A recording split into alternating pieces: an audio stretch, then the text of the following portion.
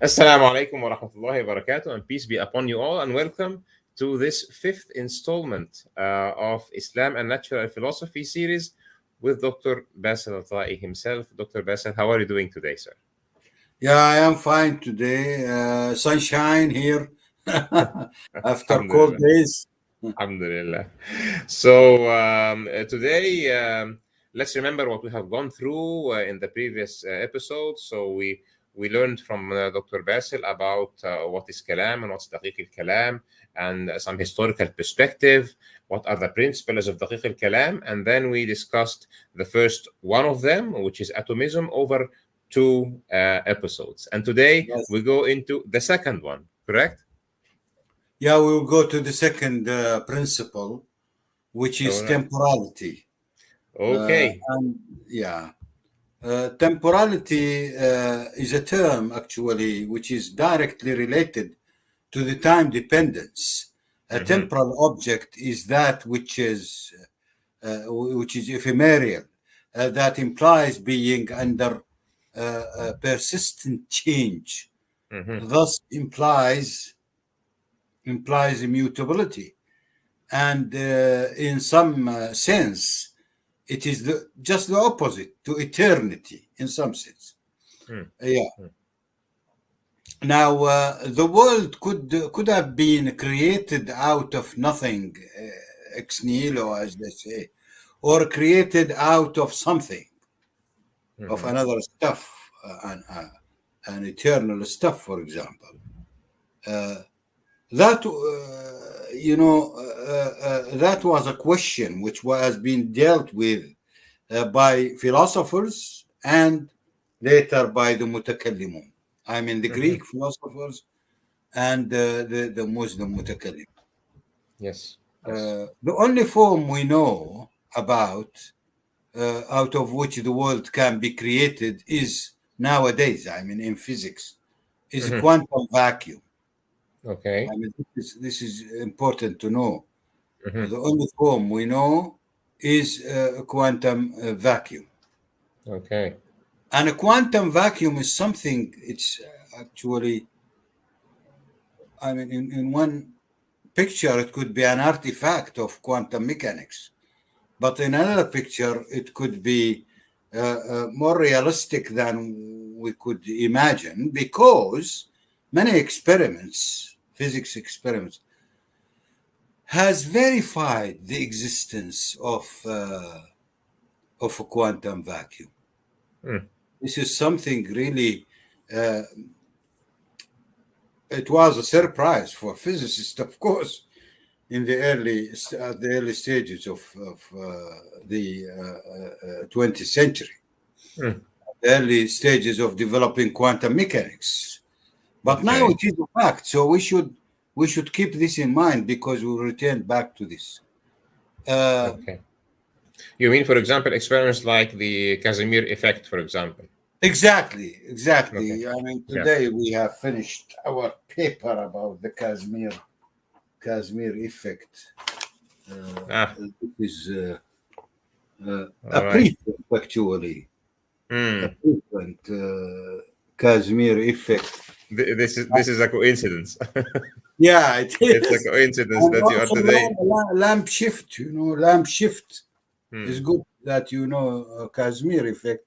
But there is also lamp shift, which has been verified long time ago.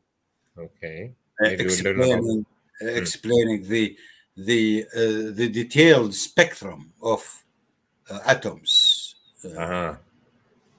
Yeah, including the hydrogen atom, of course. Okay. Yeah.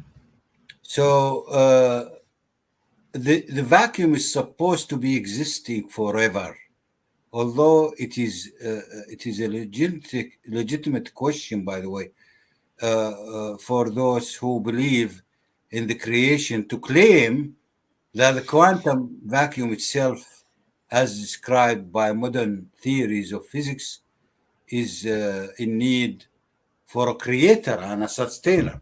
And this is, by the way, a question I face now when I make public lectures sometimes, or YouTubes, and I talk about quantum vacuum and the creation of the universe out of quantum vacuum. People say this is against the Islamic belief that there is no eternal. They think that virtual states being in the vacuum are eternal. They are not. They are actually being recreated as the fastest ever at a very high frequency. So you are of the opinion that the quantum vacuum itself needs a creator, Yes. whether it is if it is only a mathematical model and we are completely tricked by the Casimir effect and other experiments, then fine. Yeah. Otherwise, if it is existing, then then it does need a creator anyway, because it's essentially Yes, it more is like a thing. existing. By the way, it is existing, but every virtual state is under continuous recreation by physics itself. If it is not so, we could catch it. Yeah. If it stays a little bit longer than the time is staying, we can catch it. Then we can turn it immediately into real. Why should we Yeah. call it them virtual? It is Virtual. virtual because it's being created and annihilated in the next moment. Okay.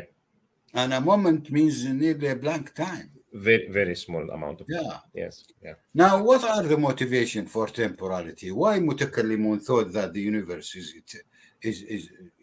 temporal rather than being eternal?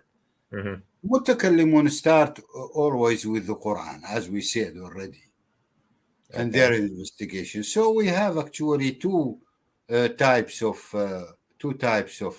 motivation. We have the religious motivation, and we have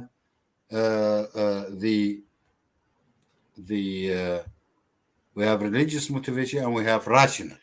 Religious motivation, we have the Quran saying in many verses that God created the universe, and sometimes it specifically says out of nothing. Out of nothing. Although there were a debate in Kalam whether it is really out of nothing or is it from something. And then the question was, what is the nothing? And then the Mu'tazilate went to say the nothing is not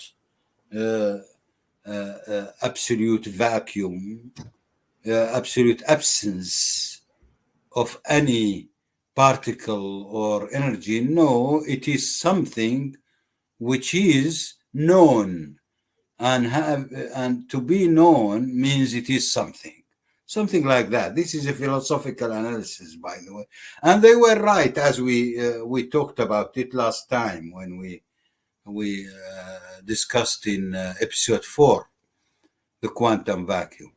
Yeah. However, you see,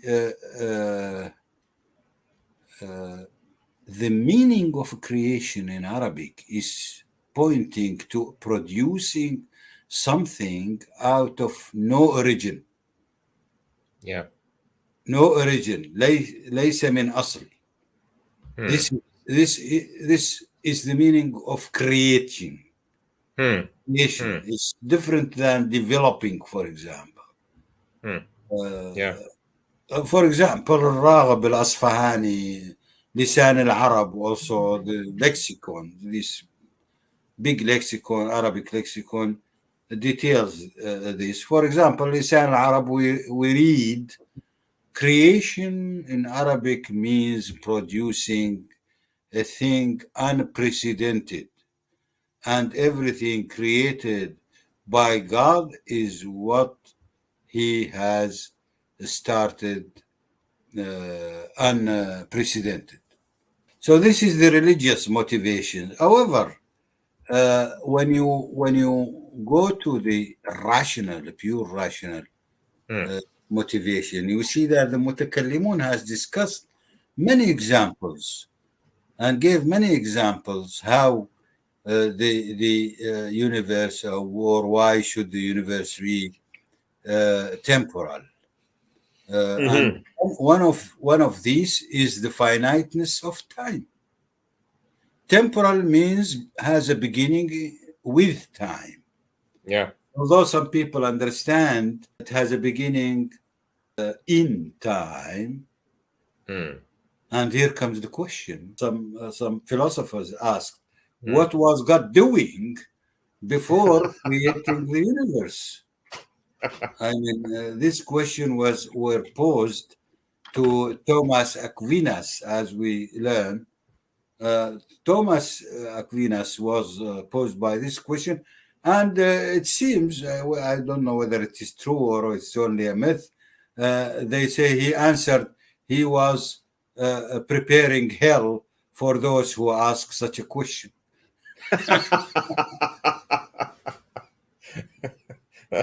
It's a fun answer.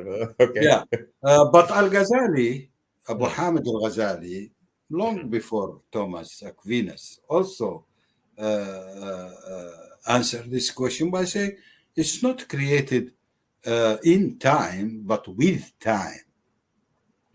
This is very clear in Tahafut al-Falasifa. This is great description of the relationship between space and time, which we will talk about it in episode 8, I believe, or 7. So or it is as if he is saying that without space in which there is motion, there is no meaning of time. So both happen together anyway. Yeah. He went further actually. I will leave it for that. It's time. Yeah. So there is no eternity for them because time is limited, and this time span since the creation of the universe until now should be finite, and therefore the universe is temporal by the rational arguments.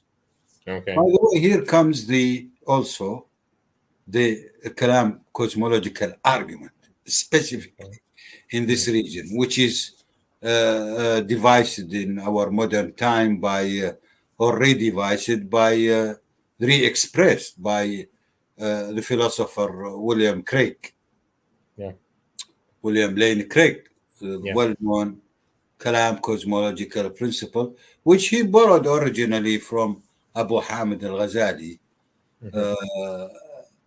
Anything which begin to have a beginning should have a cause. The universe has a beginning, therefore it has a cause. Yeah. The philosophers actually have different opinion. They most of the Greek philosophers believe that the universe is eternal, has no beginning. And as I said, they ask. So they consider in this case that matter itself is eternal, matter and energy. That's right. So for them, there is no meaning to say that the universe has a beginning in time. The universe has been always there. That's what they thought. Okay. Yeah. But now, if we go to Al-Razali on creation, this is a very important topic, actually. Abu Hamid al-Ghazali expressed his ideas, his views about creation, and discussed extensively the arguments of the philosophers in respect of the question for the creation and eternity of the world. I mean, the philosopher has rational argument also. We shouldn't underestimate that. Philosophers have their own views, and they have some really strong arguments. But Abu Hamid discussed this in his book Tahafut al-Falasifa. From the start, Al-Ghazali says that the world is contingent. It could have been created and could have been left in absence. You see, so it's not necessarily that the world is created. The world is not a wajib. The world is contingent. Yeah. And this is the modern view, by the way. Whatever I would say in this respect, by the way, goes very well with the presentation of cosmology, the Yeah. modern cosmology. Yeah.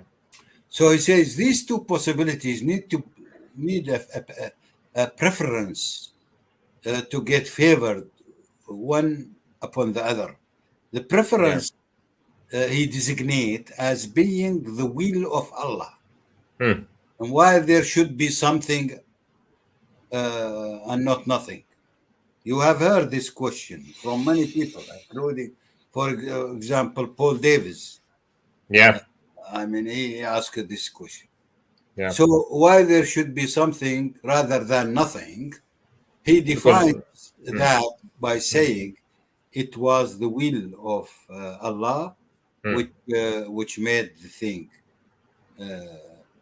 By the way, he is still right. I mean, this is not a superficial answer, mind you. yeah. Why? Yeah. Why? Of course. Because if you want to answer this question, why there is something rather than nothing, you have to specify for me the initial conditions in a physical term, in physical terms of the creation of the universe. And Yeah. all scientists now, cosmologists, agree that this is a very difficult question. Yeah. Perhaps We cannot say what the initial conditions are. This is perhaps we will never be able to say what are them. We will never be Yeah. able to say what are the initial conditions. So when you postpone that, I mean, some atheist or apostate would say you are just throwing something unknown to your Allah. It's not throwing something unknown to the. This is a very fundamental question and very, very difficult question that even science admit that it's not possible Science. to designate or no to answer. Yes, Yeah. and he defines, but mind you, he defines Muhammad, the will of Allah or the will in general, as an attribute needed to distinguish something from its like. Okay. It's an attribute, صفة, attribute الصفة التي تميز الشيء عن مثله. الغزالي used the concept particularizer, مرجع, No. to express this tendency by the volition of Allah to create. So it was a factor or something that he calls particularizing that chose to have something that rather than nothing. Yeah. The particularizer is a very important and subtle concept because it is closely related to the will and it is expressive of an implicit volition that makes one of two equally probable. One item of two items equally probable event happen. Yeah. Make one of these two, which are both are equally probable.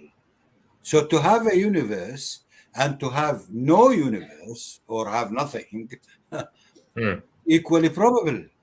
So someone must take the decision at the end of the day, Exactly. or push the probability towards. Certain particularizer has to be at play.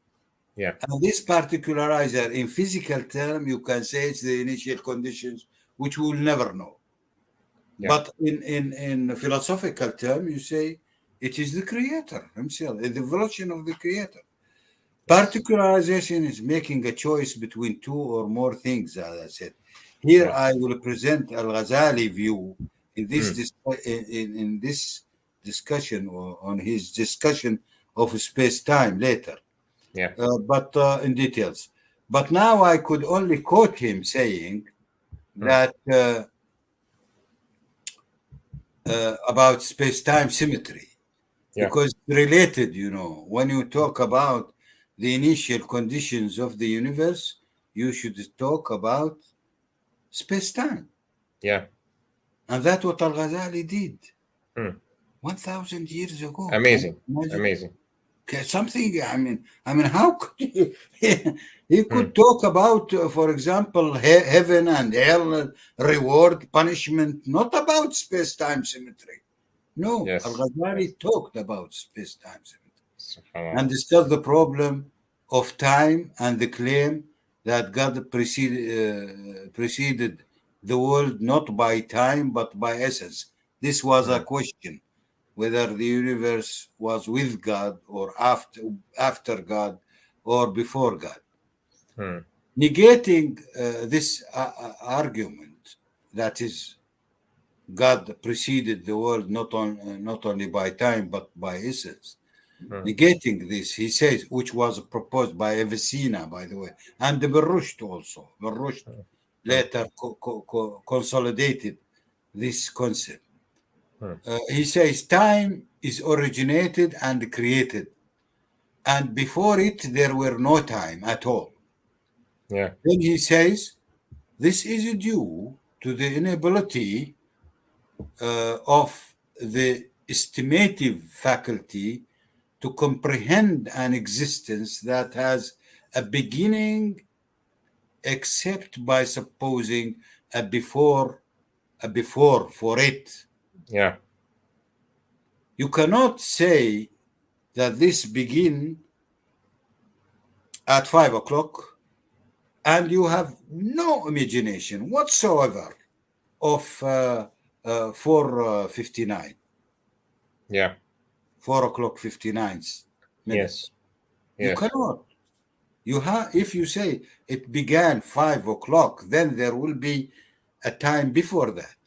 And Al-Ghazali figures out this fact, and he says because it is our estimative faculty cannot comprehend the existence of something except by assuming there is before. Before. That's why we have to assume there is an extension of time, which is not the case, he says. Why? He scaled this in comparison with identifying the above and below.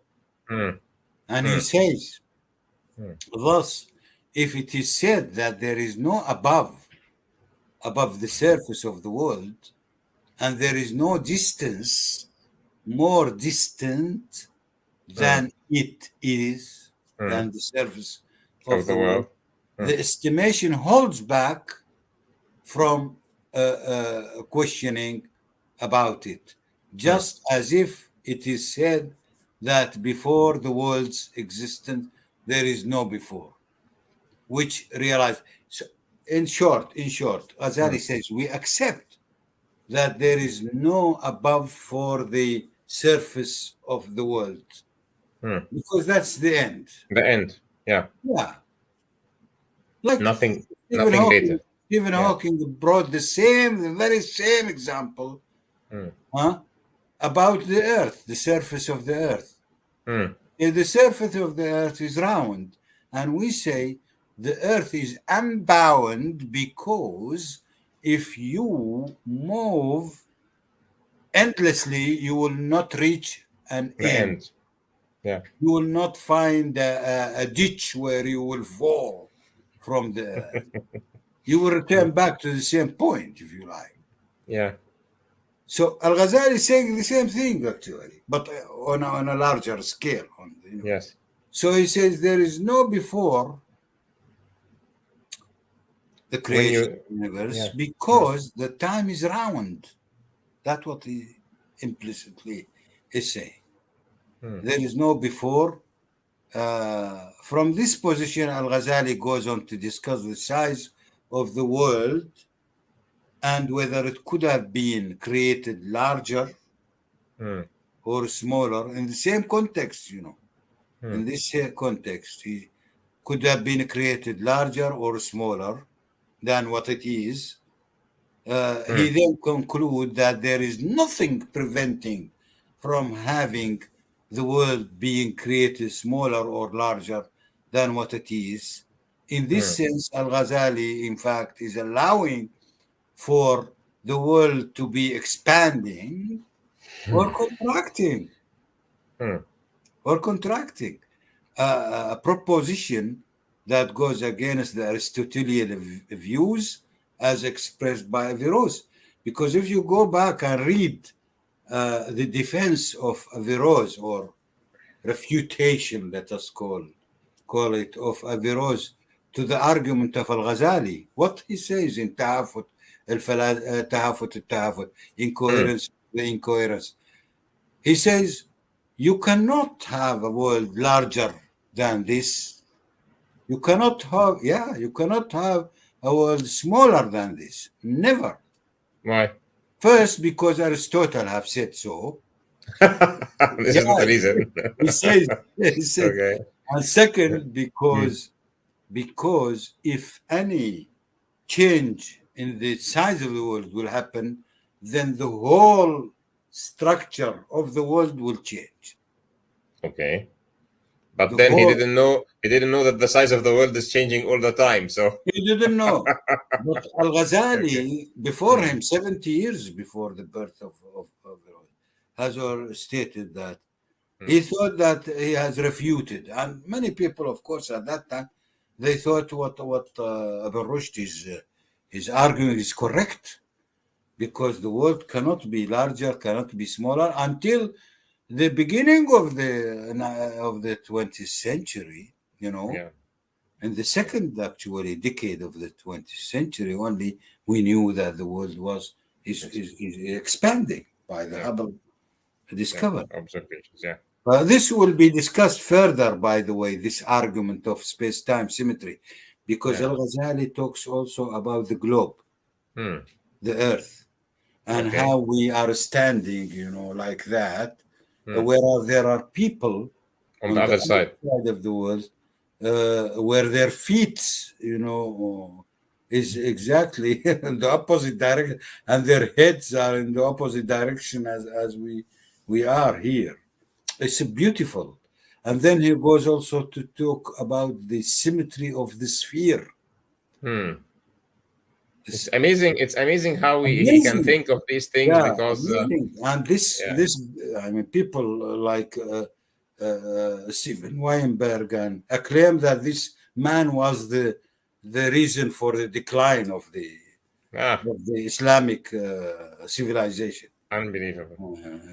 Neil Tyson. deGrasse. He, I mean, shamelessly, he talks in a lecture about this, and he said this man is the responsible for the decline. Who is now many people in the Arab world and Islamic world think that Neil Tyson is a great philosopher or a scientist. He's nothing more than the director of the planetarium in New York.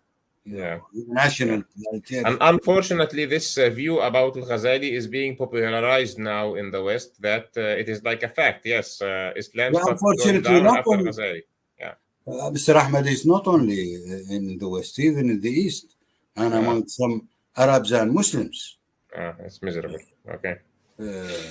What is the status quo? I will summarize, very short. What is the status quo now? The theory of general relativity, supported by the discovery of Edwin Hubble on the expansion of the universe, have established that, one, the universe has a beginning with time. Time. Say the time is created, as Al-Ghazali has already specified. Created with the universe, space and time were created. The universe is finite in size, but unbound, like the Earth. The universe is expanding, always expanding. Time is relatable and is not absolute. And all this, Al-Ghazali have said. And it should be treated on equal footing with space. Space and time are integral parts. Al-Ghazali says, فالبعد الزماني كالبعد المكاني. بعد. I was really shocked when I read that. Time, dimension, or extension. So he considered the time as a A dimension dimension. is same as the spatial dimension. Go Yeah. and read it in the incoherence of the philosophers. Subhanallah. This is a very, Unbelievable. very strange understanding at that time, Yeah. at that age. Yeah. The before and the after is alike, and above is like the above and below.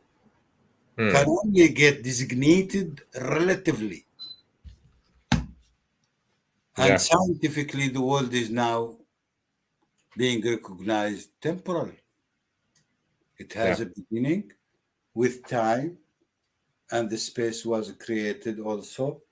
This is a very strong support, I find, for the Kalam argument about the temporality of the world. We don't need to talk much more. Whether the universe will continue expanding forever or it will collapse one day, this is another question. Yeah. I mean, this is another question which could be also discussed, but it has not been a part of, I mean, this Al-Razali treatment in this issue, or even the Kalam issue. So I find the Kalam issue is correct. The Kalam Argument. argument exactly Yeah. is in conformity with the best discoveries of cosmology, of modern cosmology, whereas the Aristotelian understanding of the universe now completely outdated, Completely outdated. Yes. and it's nothing. And all of this, Dr. Basil, was inferred by the Muslim mutakallimun and Imam al-Ghazali specifically, because in the Quran they thought about the matter of Allah subhanahu wa ta'ala خلق السماوات والأرض. So if he started it, then it has a beginning. This is where it all starts. Yeah. By the way, Mr. Ahmed, because I really appreciate your great discussions and debates. I mean, sometimes people talk about the vague understanding or the wrong, they call, understanding of the universe, and there is a contradiction in the Quran, for example. It's not our subject, by the way, of this. But, for example, they say the Quran talks about the creation of the earth and the heavens, and samawat wal ard, khalaqa samawat. While the samawat is been created long ago. This is not a simple issue, One has to understand what is samawat, what is the meaning of samawat. Yes, absolutely. I published a paper long ago, 10 years or more ago, 40 pages in an academic journal. The concept of samawat in the Quran, sama and samawat in the Quran, and the modern astronomy. And amazing. I'm so interested to listen to this. I will send it to you. I'll send it to you after discovering that you are having debates, with some people on this issue, on these issues. Yes. I already sent you, I think, my book, yes, The Divine Word, and because there are also evidences in your discussion and debates. So a guy was telling you that there is no scientific signs in the Quran, not even a sign, and you can show him. Of course we can, inshallah. This will be a great read, inshallah, both the book and the paper. And once again, through this episode, Dr. Basil shows us how the human mind can be illuminated by the divine revelation. Exactly. Even from just 2 or 3 words that can make a great difference in the understanding of the world and solve philosophical questions that cannot otherwise be solved, because at the end of the day, human knowledge has an end. We cannot at all have access to what were the initial conditions before the universe started to come into being. what made this happen. But when the one who has actually created it tells us, then we would better listen. It reminds me, Dr. Basil, this matter of the initial conditions of the universe, about the ayah that says ما أشهدتهم خلق السماوات والأرض. So it is actually Allah subhanahu wa ta'ala is saying, human beings, you will never know what happened when I created, because you were not there, only me was there, and you will never be able to do it. And then he said, وَمَا كُنْتُ مُتَّخِذَ الْمُضِلِّينَ عَضُدًا, that those who will try to guess this initial moment before the creation will be actually mudallin, because they are just completely shooting in the dark.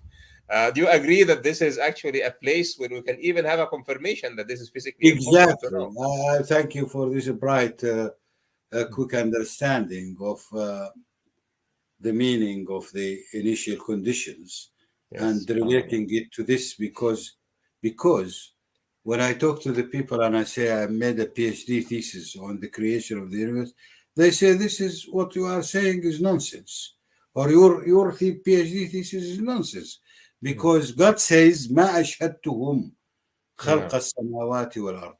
But God also says قل سيروا في الأرض فانظروا كيف بدأ الخلق. No. So to be accurate, what he means apparently, what now I understand, that by this ما أشهدتهم خلق السماوات والأرض, he means the initial conditions. Yes. The very initial, the very moment of creation. At the moment of creation is happening now, you cannot know what was there. By the way, but right after, maybe we can know. By the way, أشهدتهم in Arabic, شهد, means حضر. No. حضر. Right. And that's why when somebody sees something, we call him shahid, because he was there to see it. إذا رأيت مثل الشمس فاشهد. So you are there and you actually saw it. So you were actually present. فليصمه. It doesn't mean that you see the hilal necessarily. But you were there. حضر منكم.